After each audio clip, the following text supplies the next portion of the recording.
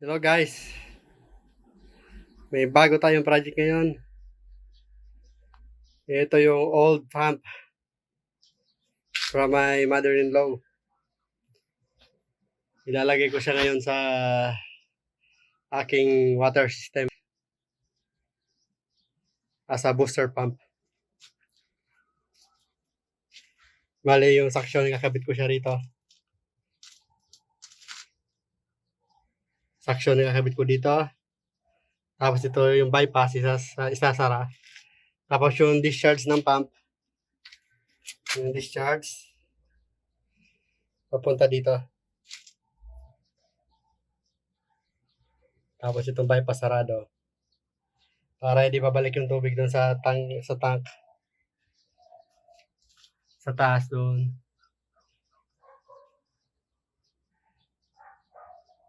Nalagyan ko siya ng itong yung luma na check valve.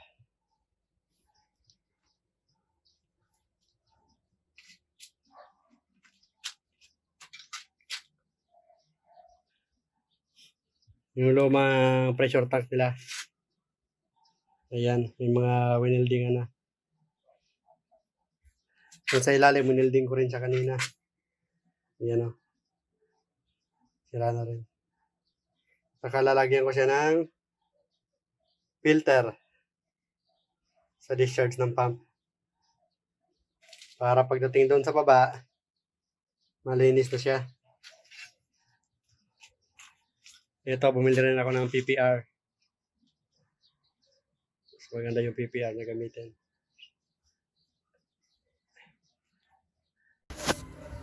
Ito na siya mga guys. Yung pump dito, kinating ko tapos dinipat ko dito. Winelding ko siya. Kasi ito na tank na to, puro nakalawang. Saka naglilik yung sa ilalim. Ito. Yung sa drain niya, sa ilalim wala na. Wala nang thread. Bali papalitan to. Ng bago.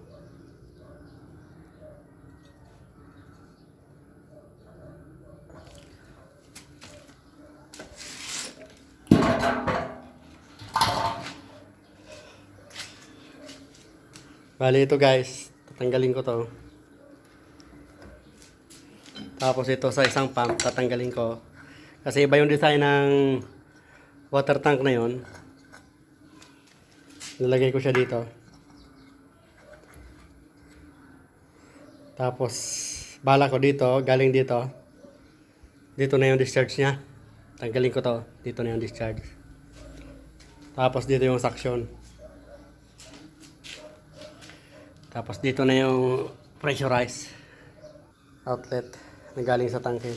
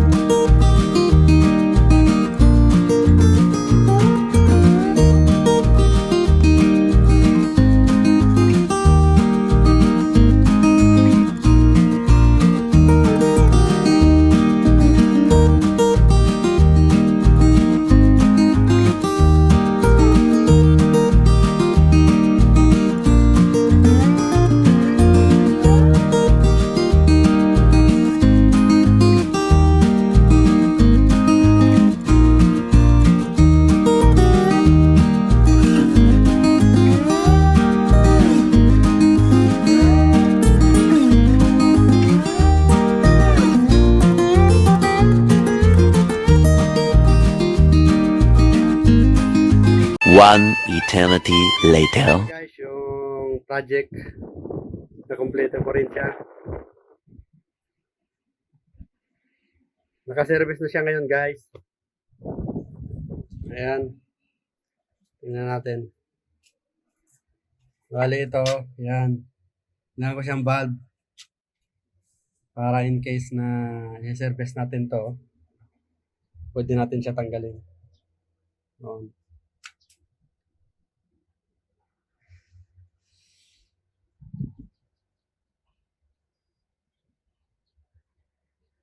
Galing doon sa tank sa taas, sa rooftop.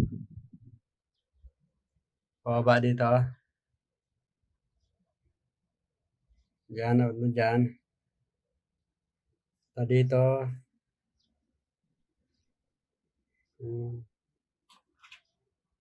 Tapos dadaan siya ng filter. Tapos napunta na siya ng system. Sa baba. Nandito ako ngayon sa 3rd floor.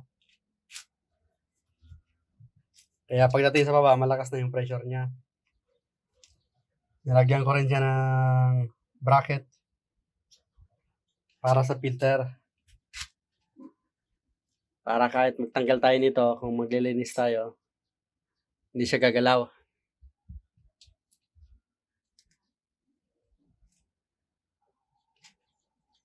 Pressure switch.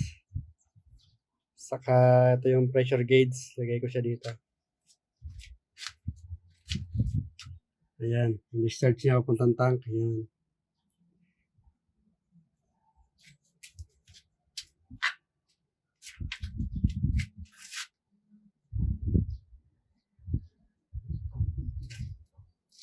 Buksan natin siya. Yung testing natin yung water. Kung okay na yung lakas.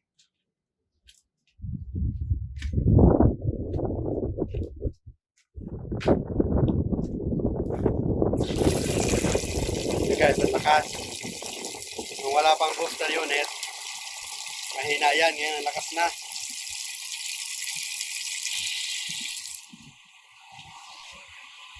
Ayan, umandar siya.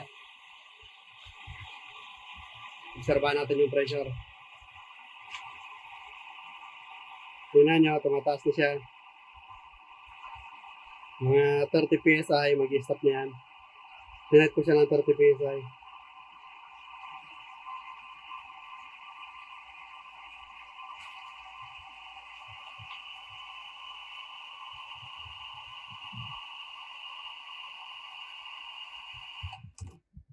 Ayan. 35. Nag-stop siya. Ito, 34. 34 PSI. Nag-stop. Tama lang yan kasi yung standard naman 40 PSI. Tama lang yan. Hindi siya ma-overpressure.